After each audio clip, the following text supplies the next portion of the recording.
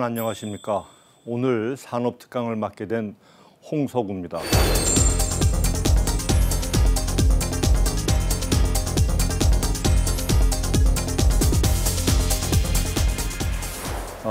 오늘은 제가 한 30년 가까운 공직생활 동안에 어떤 노하우라고 할까요? 경험 중에서 여러분들과 함께 나누고 싶은 그런 얘기를 한번 드려보도록 그렇게 하겠습니다.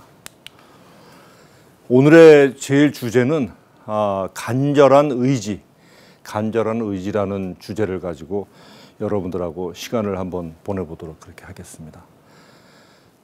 제가 고등학교 때 참 공부를 잘한다고 스스로 생각을 했습니다.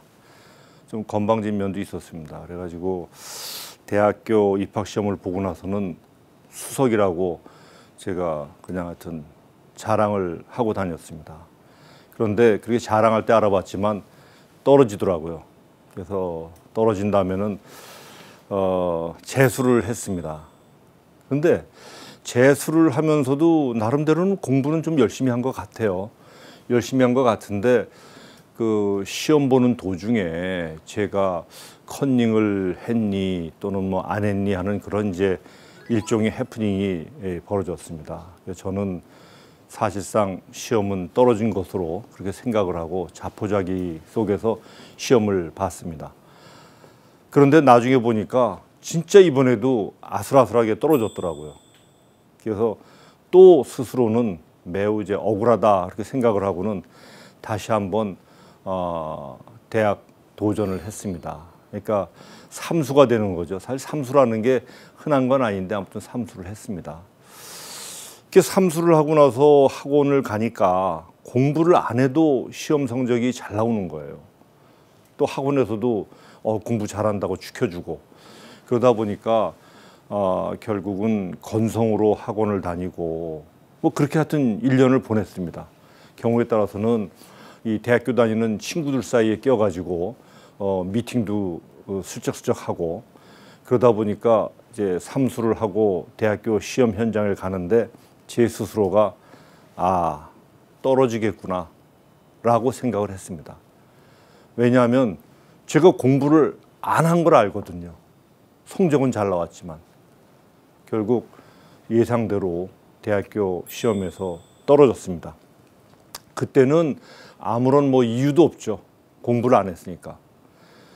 그래서 나이도 있고 또 해서 이제 더 이상은 길이 없으니까요. 그래서 이제 2차 대학교에 응시를 했습니다. 그런데 2차 대학교에 응시한 것도 실패로 끝이 났습니다. 그래서 할 수 없이 대안이 없어서 제가 이제 사수를 하게 된 겁니다. 정말 사수는 참 흔치 않은 그런 이제 경험이 되겠습니다만은 집에서 이제 그 실망에 빠져서 뒹굴뒹굴하는 절 보고 저희 어머니가 어디 좀 가자는 거예요. 절 보고. 그래서 쫓아나섰더니 저희 어머니가 저를 데리고 간 곳이 바로 남산입니다. 남산골 관상가한테 저를 이제 데리고 간 겁니다. 관상가한테 이제 관상 보시는 분한테 자초지종을 얘기하고 우리 어머니가 이제 말씀을 하니까 그분이 제 얼굴을 뚫어지게 보는 거예요. 뚫어지게 보더니 학생은 대학에 갈 운명이 못 돼. 이렇게 제 얘기하는 겁니다. 그러니 저도 놀랬고 저희 어머니도 놀랬고 막 그야말로 당황스러웠죠. 그러고 있었더니만 그분이 이렇게 설명을 하는 겁니다. 제 얼굴에 아마 지금 이렇게 방송에 나올 줄 알았으면 그때 어느 부분을 갖고 말씀하시는지 잘 기억을 해놨어야 되는 건데 그분이 이러는 거예요. 제 얼굴 중에 어느 부분이 굉장한 그 일반 사람이 넘기 힘든 고비가 있대요. 그러니까 그거를 넘지 못할 정도로 힘든 그 고비가 보인답니다. 얼굴에. 그런데 그 부분이 이 시점으로 쭉 배열을 놓고 보면은 한 20살 정도, 20살 이쪽 저쪽. 그러니까 대학에 갈 운명이 못 된다는 거죠. 그때 하면은 아무것도 안 된다는 그 얘기입니다. 그런데 그때 그분이 저한테 이 말씀을 하는 겁니다. 그런데 학생이 있잖아. 만약에 학생이 올해 정말로 혼신의 힘을 다해서 열심히 노력해서 내년에 수석 입학이 될 정도의 실력을 쌓아 놓는다면 붙기는 해. 그게 우리네 삶의 법칙이고 우리네 인생이야. 그렇게 얘기하시는 겁니다. 그때 만약 제가 날 보고 뭐 어떻게 수석을 하라는 거예요. 그랬으면 아마 오늘날에 제가 없었을 겁니다. 그런데 그때 저는 붙는단 말이지. 그래, 붙는단 말이지. 붙는 데에만 제 방점이 찍혀졌습니다. 그래서 그 해는 정말로 제가 지금 생각해도 공부를 저렇게 혼신의 힘을 다해서 열심히 할 수도 있구나 라는 생각이 들 정도로 열심히 했습니다. 그 이후에 수석의 실력을 쌓으면 붙기는 한다는 이 말이 제 좌우명이 됐습니다. 제 평생 좌우명입니다. 그러다 보니까 예를 들어서 제가 공직 생활을 하면서 뭐 전들 어려움이 없었겠습니까? 뭐 열심히 했지만 안 되는 일도 많고 꼬이는 일도 많죠.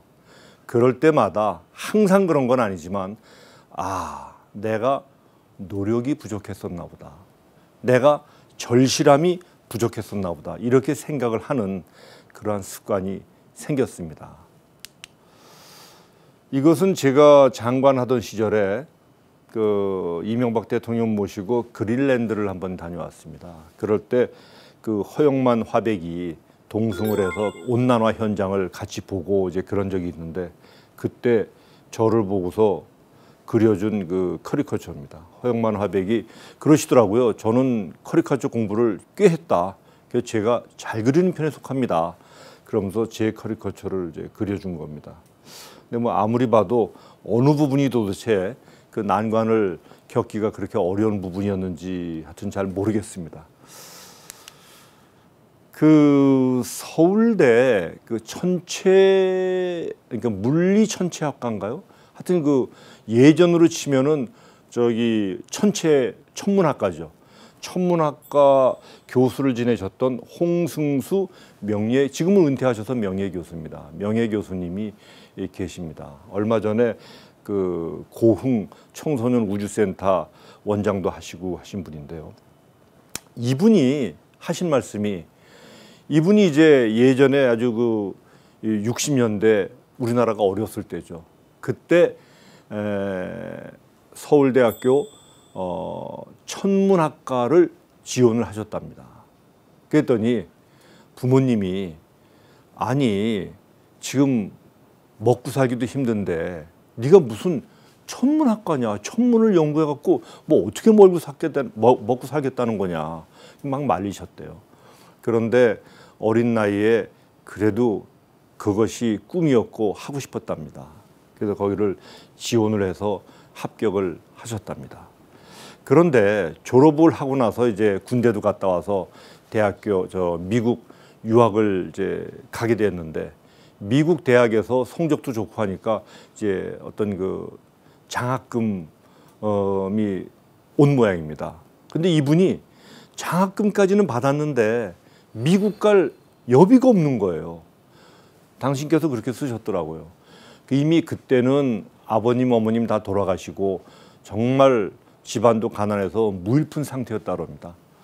그런데 꿈을 가지고 미국만 가면 되겠는데 비행기 표가 없는 거예요. 비행기 표 싸기. 그래서 그 당시에는 60년대니까요. 그 당시엔 지금 그 서울시청 앞에 보면은 세계적인 그 항공사들이 다 몰려 있었습니다. 뭐 노스웨스트니 뭐 아메리칸 에어라인이니 뭐 그 미국에. 그래서 이제 거길 가가지고 너무 절실한 거예요. 내가 비행기를 타야 되는데 저 비행기를 어떻게 하면 내가 타고 미국에 갈 것이냐. 그러면 절실하게 생각을 하고 있는데 갑자기 누가 툭 치더래요. 야 승수야, 너 여기 웬일이냐? 그 보니까 자기 그 대학교 같이 다니던 친구들합니다. 그래서 자기가 자초지종을 얘기했대요. 내가 사실 장학금을 얻었는데 미국 갈 비행기 표가 없어. 어떡하면 좋으냐? 그랬더니 그 친구가 탁 보더니 이리 와봐. 내가 해결해 줄게. 그러더니 그 친구가 노스웨스트 그 항공사로 옆에 있는 그 데리고 가더랍니다.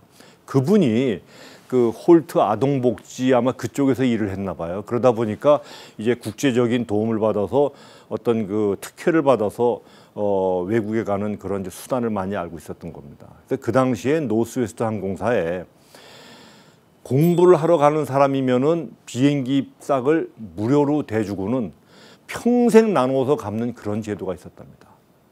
홍승수 교수님이 그렇게 해서 미국 가서 공부를 하고 나중에 우리나라 물리천체학계의 어떤 그 태두가 되셨고 그 학계에서는 존경받는 분으로 이제 성공을 하셨죠. 근데 그분이 하신 말입니다. 희망이 도도한 흐름이 되려면 간절한 의지가 필요하다. 의지는 우주를 관통하고 우리 삶을 관통하는 도도한 흐름의 방향타이다. 어떻게 생각하십니까? 이 홍 교수님은 천체 우주학을 공부하신 분입니다. 우주를 보다 보니까 이것이 우주와 인간의 의지가 통한다는 것을 느끼신 거예요. 훗날 이분이 쓰신 글에도 쭉 나의 삶을 돌이켜보면은 곳곳에 나의 의지가 어떤 우주와 통하는 그런 것을 느꼈다 하는 말씀을 하십니다. 뭐 지금 우주, 뭐 천체 이런 말씀을 드렸지만 저는 아까 제 경험에 제가 사수할 때 수석의 실력을 쌓기 위해서 공부했지 않습니까? 그때 아마 제 심정이 모든 의지를 모아서 난 대학에 들어가야 되겠다. 간절한 소망과 의지를 가지고 공부를 했을 겁니다. 저는 그런 게 아마도 무언가에 통해서 저를 대학에 붙겠다 이렇게 생각을 하는데 훗날 이 홍승수 교수님 말씀을 듣다 보니까 같은 맥락이더라고요.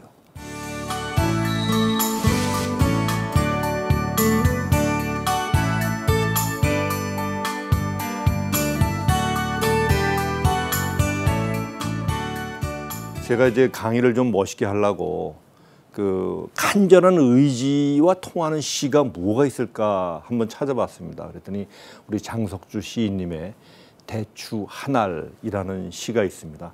그게 제가 뭐 머리가 나빠서 끝까지는 다 못 외고 그 첫 대목만 한번 여러분께 소개를 하겠습니다. 이게 빨갛지 않습니까? 이렇게 시작됩니다. 시는 저게 저절로 빨개졌을 리 없다. 저 안에 태풍 몇 개, 저 안에 천둥 몇 개, 저 안에 벼락 몇 개. 어떻습니까, 여러분? 이 대추 한 알이 이렇게 빨개지기 위해서 얼마나 많은 그 간절함과 절실함과 이 고뇌를 가지고 노력했느냐 하는 이제 그런 시가 되겠습니다. 혹시 뭐 나중에 검색해 보시고 제가 뭐 좀 약간 잘못 외웠거나 하더라도 그 부분은 양해를 해주시기 바라겠습니다. 제가 이제 관료 생활을 하다가 이제 중소기업 총장이 됐죠. 그래서 중소기업 총장이 됐을 무렵에 우연히 론다 버니 지은 시크릿이라는 책을 읽었습니다.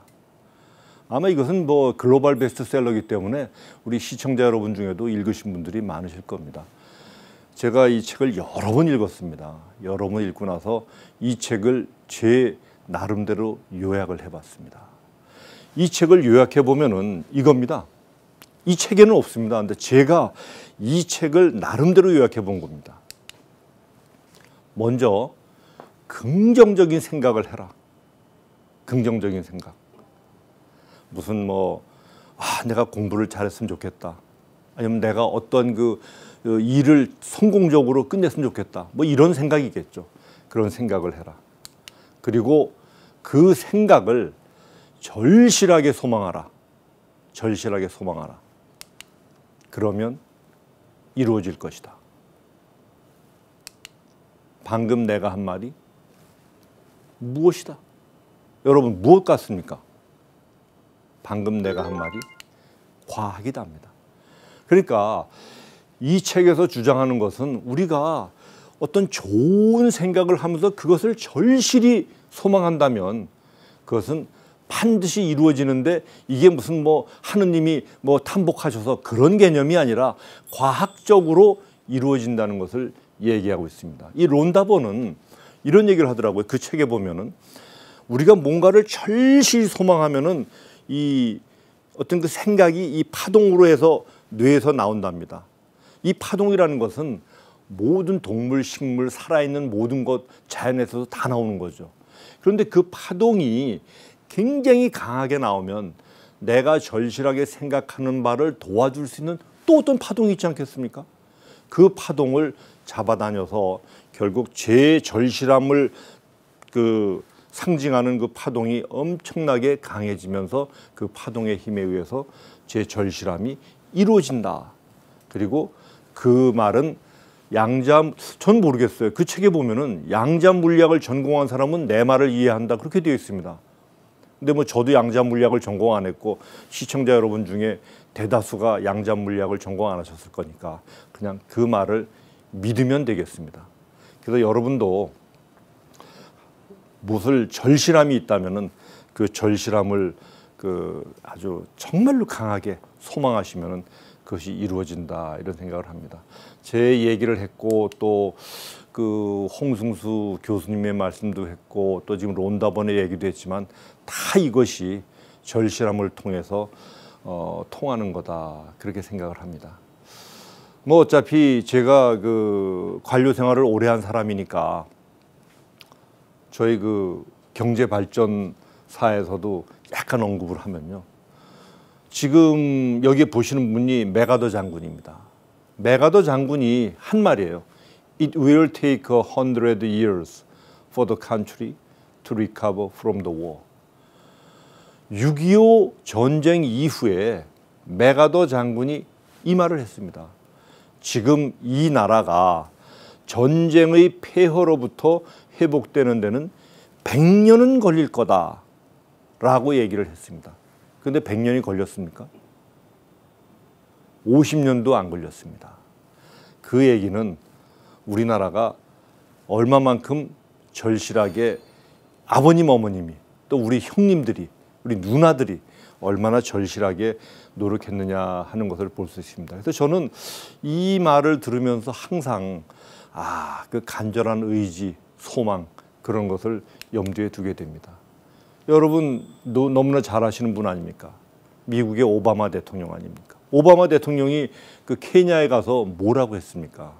요 몇 달 전에. 예전에 60년대에는 케냐가 한국보다 잘 살았다.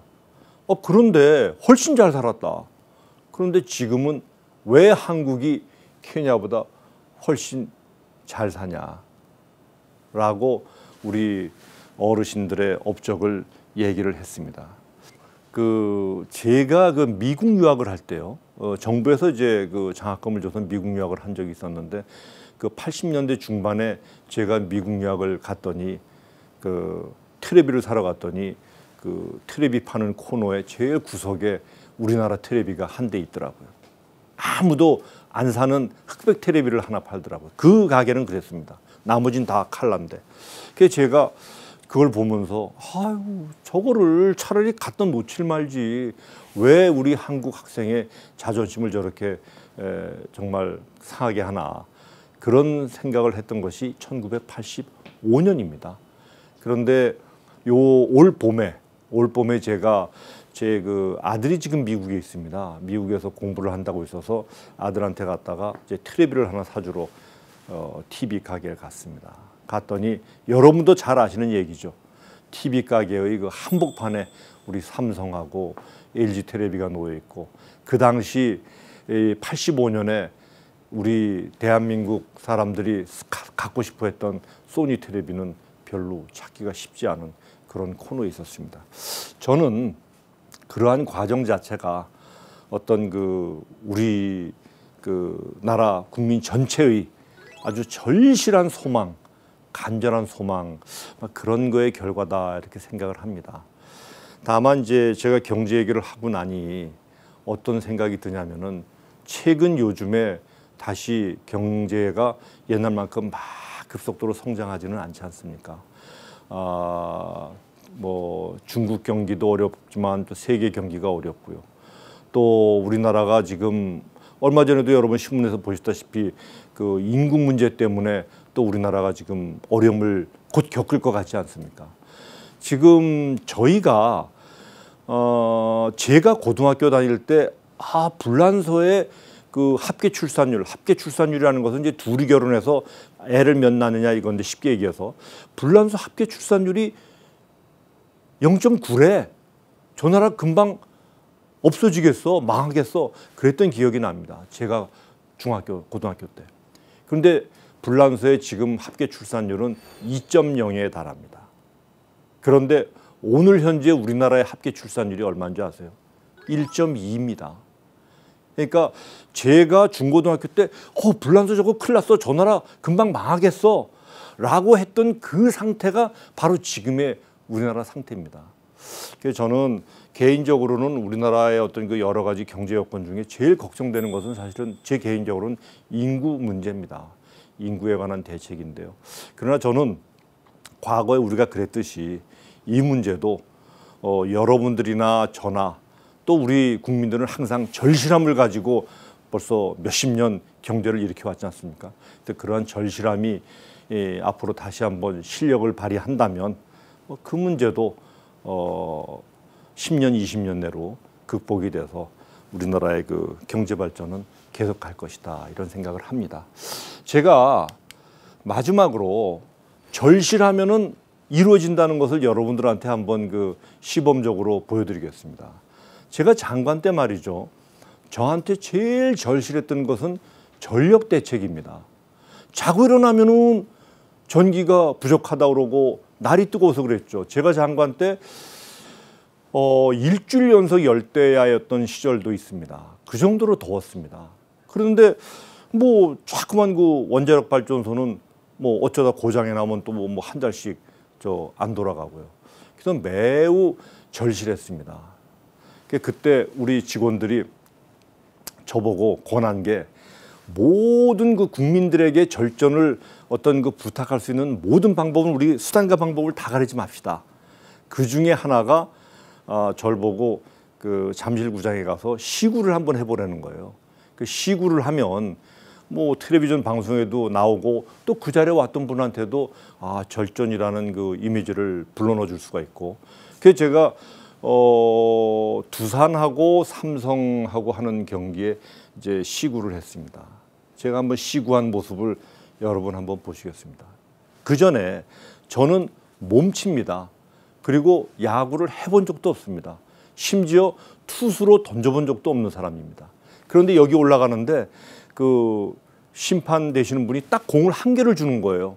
한 개를 주고 던지래요. 제가 던집니까? 그랬더니 던지래요. 그러면서 저보고 걱정하지 마십시오. 장관님이 어떻게 던지든 타자는 휘두르게 돼 있습니다. 그러면 스트라이크니까 그냥 던지십시오. 그렇게 얘기하는 거예요. 한번 보십시오. 제가 뭘 던지나. 이 기원 시구는요. 지식경제부 홍서구 장관이 시구를 하는군요. 네. 번호가 26번인 이유가 있다고요? 네, 26번의 이유가 뭐 사랑한다 26도 해가지고 실내 온도를 건강 온도인 26도로 하자. 유지하자. 그런 메시지가 담겨져 있습니다. 그 어느 때보다 전력난이 심각하잖아요. 자, 여러분. 제가 뭐 던졌나 보셨습니까? 제가 스트라이크 던진 거 못 보셨죠? 그래서 분명히 스트라이크 아니라고 주장하실 분들이 있을 것 같아서 제가 슬로우 비디오를 하나 준비해 왔습니다.